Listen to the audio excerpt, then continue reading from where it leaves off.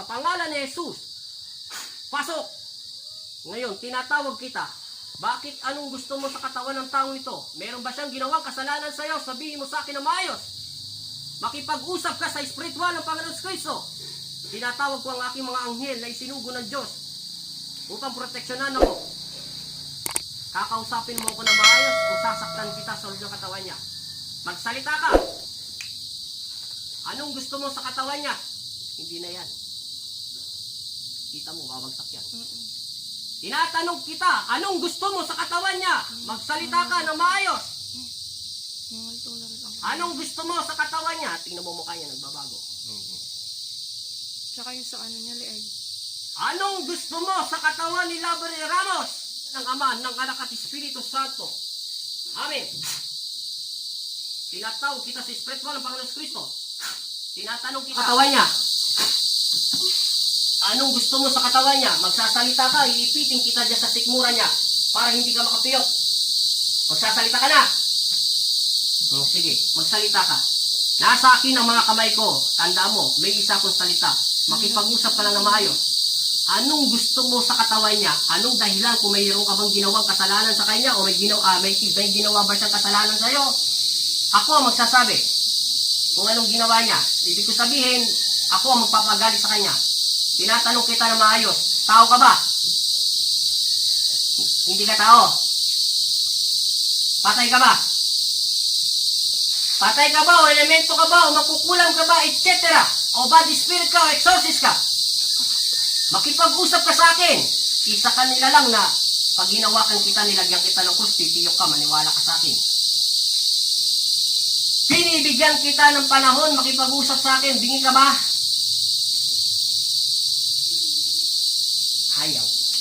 Ayaw mo makipag-usap pa. Ikaw ang may kasalanan yan. Pinagbigyan na kita. Sinabihan kita kanina. Ayaw mo. Ito lang mo nang gagamitin ko sa'yo. Sa pangalan ng aking Ama na si Kristo, sa pangalan ni Jesus Nazareno, tinatawag kita na maayos at pumasok ka na maibig sa buong katawan niya, ni Labre Ramos. Amen. Sa pangalan ng Ama, ng Anak at Espiritu Santo, Amen. O, di ba sinabihan na kita? Pinagbibigyan kita kanina. Bakit nasa loob ka ng katawan niya, no? Ikaw ba tao? Tao ka? Buhay ka? Buhay ka na tao? Babae ka, lalaki? Wag mo akong iyakan at wag mo akong artihan. Tao ka? Tao ka? O, sige. Babae ka, lalaki? Babae ka. Isandal mo yung katawan niya para hindi siya mahirapan. Sige. Bata ka pa o matanda na? Bata ka pa, matanda? Bata ka pa. Bakit ka nasolve ng katawan niya? Anong dahilan? Tinatanong kita anong dahilan bakit nasolve ka ng katawan niya? Sasaktan kita, maniwala ka pag hindi ka salita. Yun totoo. Tao ka ba hindi? Tao ka ba hindi? Sinabi sa'yo, uminit na yun. Wala na akong magagawa sa'yo. Ano? Tanggalin mo lahat ng nilagay mong sakit sa kanya. Makikipag-usap ako ng maayos sa'yo. Tanggalin mo. Tanggalin mo. Pangalan ng Ama at ng Anak at Espiritu Santo. Tatanggalin mo hindi. Titingnan nga kita sa kaluluwa kung tagang tao ka, nagsisinungaling ka.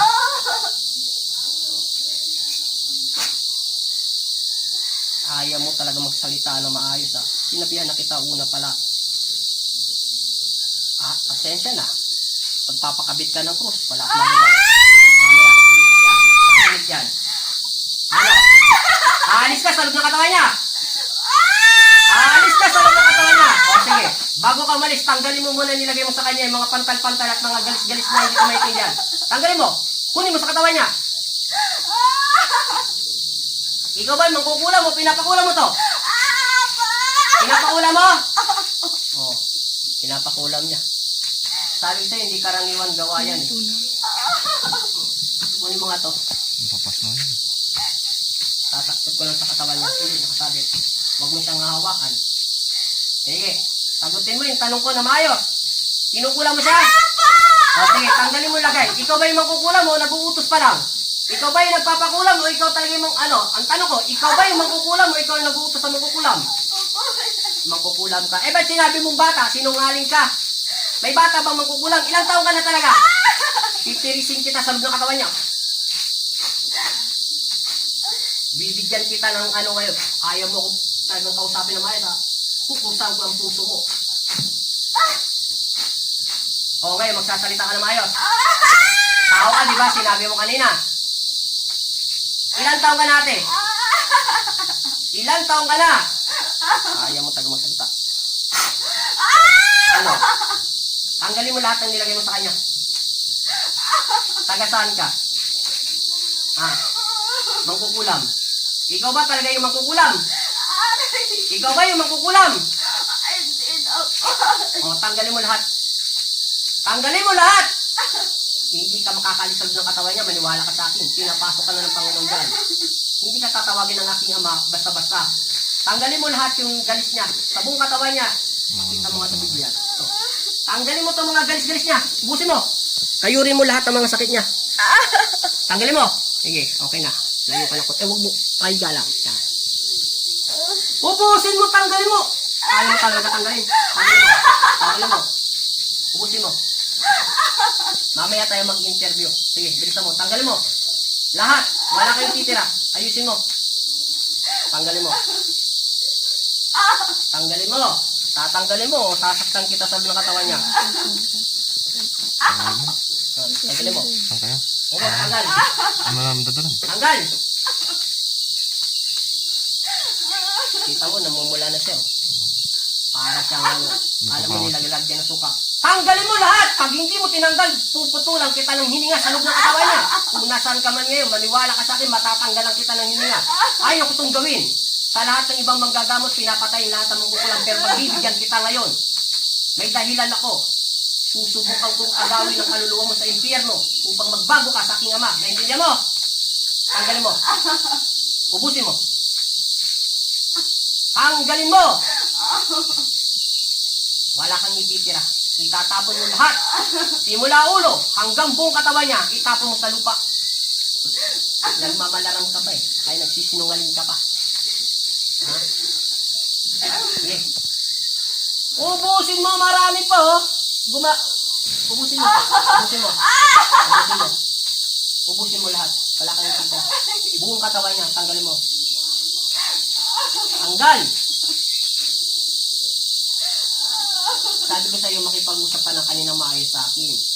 Di ba sinabi sa iyo, hinawakan ka lang ng Panginoon sa ulo. Alam ko naman nandiyan ka dahil bigla ka nagparamdam eh. Iingot ka. Kasalanan mo yan, di ko kasalanan. Tanggal, ubusin mo. Sigurado? Wala na sakit siya. Kailan siya gagaling? 1 linggo pa. Bakit 1 linggo pa? Gusto ko ngayon na. Tanggalin mo lahat. Tanggalin mo. Walang 1 linggo. Ako ang masusunod dito. Ako ang bata. Tanggal. Ubos. Tanggal. Bisa mo. Ubos. Kinukulam. Si mismo ito na yung magkukulam. Kakausapin ko pa yung nag-uutos nito. Kung ikaw ka. Bilisan mo. Bilisan mo. Ubos. Huwag mo akong artehan dahil marami na ako nakitang arte. Tingnan mo yung mukha nyo, tumatanda. Ano kanina yung sa video kanina yung nagsisimula tayo? Yung una pa lang, hinawakan ko siya sa ulo. Anong nakikita mo dyan sa video? Nagbabago? Sige, bilisan mo. Ano mo ba to? Girlfriend mo ba to? Sawa? Hindi po. Ano lang po. Kasama sa bahay. Nakasama. Bilis! Tanggal! Kasi mo tinanggal. Gising kita dyan. Sabi sa'yo, pahirapan kita sa mga katawan niya. Tanggal, bilisan mo. Bilisan mo. Busin mo. Mahal, kuha ko nga ang tubig. Kalahati lang dito. Inumin niya pag nagising. Maubusan ko lang pa. Pero pa wala na. Makikipag-usap ka na. Na maayos. O, siya ay nabig sa'yo, di ba? Tinurukan ko ang puso mo ng sibat ni Rafael. Ngayon, makikipag-usap ka na. O, sige. Hindi na kita sasaktan. O, sige. Makipag-usap ka lang. O, napakabilis ko lang. Ikaw ba talaga yung magkukulam? O, pinapakulam mo? Ha? Ikaw yung magkukulam? Sinungaling ka. Pag hindi ka nagsalita ng maayos sa loob ng katawan, sinabi mo na, di ba? Ha? Tanda mo sinasabi ko sa'yo, paulit-ulit na sisinungaling ka pa. Alisin mo ang loob nilagay niya sa loob ng katawan mo, naintindihan mo? Tao ka ba hindi? Babae ka lalaki? Nagsisinungaling ka pa. Sige, ubos! Paul, pagbibigyan kita. Bakit mo siya kinulam? Anong dahilan? Anong dahilan? Naingit ka ba? Naiirita ka ba? Naiinis ka ba sa tao? Bakit ka nainggit? Anong dahilan kinakaingita mo rito Lovely Dayan. kay Lovely Dayan? Ano bang kinaingita mo kay Lovely Dayan? Maganda lang siya, kinakaingita mo. Napakababaw ng iyong ng sinasabi. Taga saan ka? Hindi ko na alam yung pangalan mo. Taga saan ka? Malapit lang sa kanya, kapitbahay, etc. Kapitbahay! Hindi, malapit lang. Malayo-layo sa kapitbahay. O sige, ikaw ba ang gumagawa nito? Inuutos mo lang. Tatawagin ko ang mangkukulam mo. Babae, lalaki? Babae, lalaki yung mangkukulam mo. Sagutin mo ako. Babae, lalaki?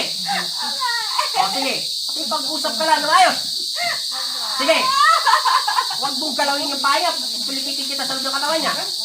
Ito lang masasabi sa'yo, malayo kang kapitbahay, naintindihan mo? Malapit na sa lugar nila. Ilang taong ka na talaga? Ano? Ilang taon? 33 years old. Tapos ilang taon to si Dayan? 24. 24, tapos 33 ka. Ito lang masasabi sa'yo, mamaya magangtakay ka, tatawagin ko yung mangkukula mo. Sa pangalan ng Ama, tumabi-tabi ka dyan, para hindi ka mapilipit sa buong katawan niya. Sa pangalan ng Ama, ng Anak ng Espiritu Santo, pinatawag ko sa espiritual ng Panginoong Kristo, ang mismong nagkukulam sa katawan ni Dayan. Ramos, tinatawag kita kung nasaan ka ma. Ay, napakalapit mo lang dito sa akin. Nasasagap pong iyong kapangyarihan. Meron kang simula rito, parang hanggang Florida lang, ang layo mo sa akin. Tinatawag kita hanggang sa istamento ng Panginoong Kristo. Inuutusan kita, mangkukulam. Pumasok ka na maayos sa katawan niya. Pasok. Ikaw mangkukulam. Tarpulado ko, malapit ka lang sa akin. Nasa Florida ka lang.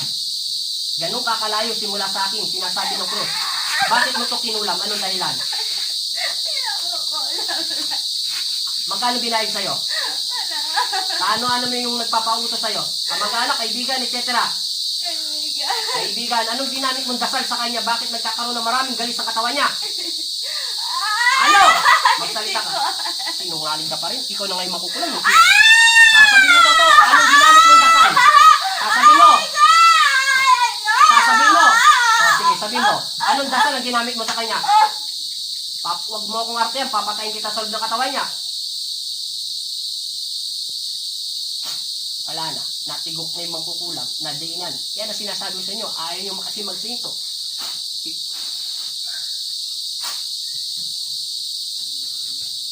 Wala na. Ayaw bitawan. Wala na to. Wala na yung makukulam. Nadiinan ko masyado. Sa pangalan ng Espiritu Santo, amen. Gising. Pangalan. Ano apelido? Ilang taon? O, 33 nagpapakulam sa'yo. Medyo malapit. Inom ng konti. Konti lang. Tapos yan yung Lexel. Tapos sa ilong yung hangin. Tapa. O, inom ulit. Tulungan mo na ang sarili. Mamaya mo na ito inumin. Kamandal ka. Ate. Ingin mayos. Sabi mo, makinig ka muna. Sabi mo ko. Ilagamit yung cross para ibalik yung lakas mo ng ganong kabilis. Kaya ng spiritual mo. Panginoong Jesus, Amang Nazareno, Ama sa langit, patawad sa lahat ng aking nagawang kasalanan, sa isip, sa salita, at sa gawa. Panginoon, basbasan mo ako ng iyong mapagpalang kamay. Maigwasan ang lahat kong nararamdaman sakit. Patawarin mo ako. Magbabalik loob na ako upang ang aking kaluluwa ay sayong-sayo lang. Ang aking isip at puso magpakailanman. In Jesus' name, sa pangalan ni Jesus. Amen. Pagpagan pa. Ganyan lang. Sige, pagpag mo. Kasama mo in Jesus' name. Sa pangalan ni Jesus. Amen. Mainit, masakit. Masakit po, mainit. Masakit o mainit? Alin ang mainit dito? Ito po. Ito, masakit. Opo. Nawala. Ito. Nawala. Medyo po. Ito, nawala yung init. Hindi po. Ay, ala, i-concentrate mo yung pagsisisi mo, ba hindi ka bibigyan kapangyarihan ng Diyos. Pag umiinit yan, ibig sabihin, nandyan pa sa loob ng katawan mo yung spiritual nila. Namin, sumasalangit ka. Langit ka. Sambahin ang ngalan mo. Papasa amin ang karen mo. Sundin ang loob mo. Dito sa lupa, para lang sa langit. Bigyan mo po kami ng amin, kakanin, araw-araw, at patawarin mo kami sa aming mga sala, para ng pagpapatawad namin sa nagkakasala sa amin. At huwag mo kami paintulog sa tukso, at iadya mo kami ng masama. Amin. Panginoong Jesus, Amang Nazareno, ako po sino? Pakilala ka. Ako po si Diana. Lahat Ako po si Diana.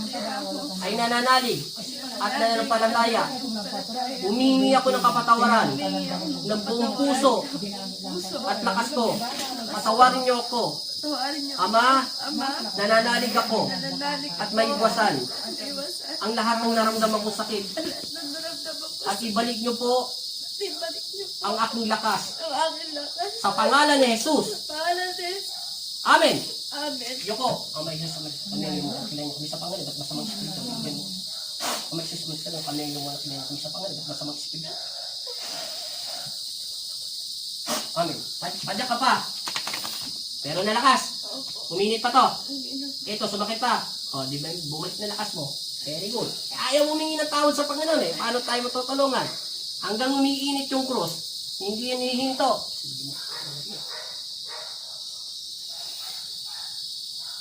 Ano pangalan mo, Lovely? Love you, Diane G. Anong G? Charles po.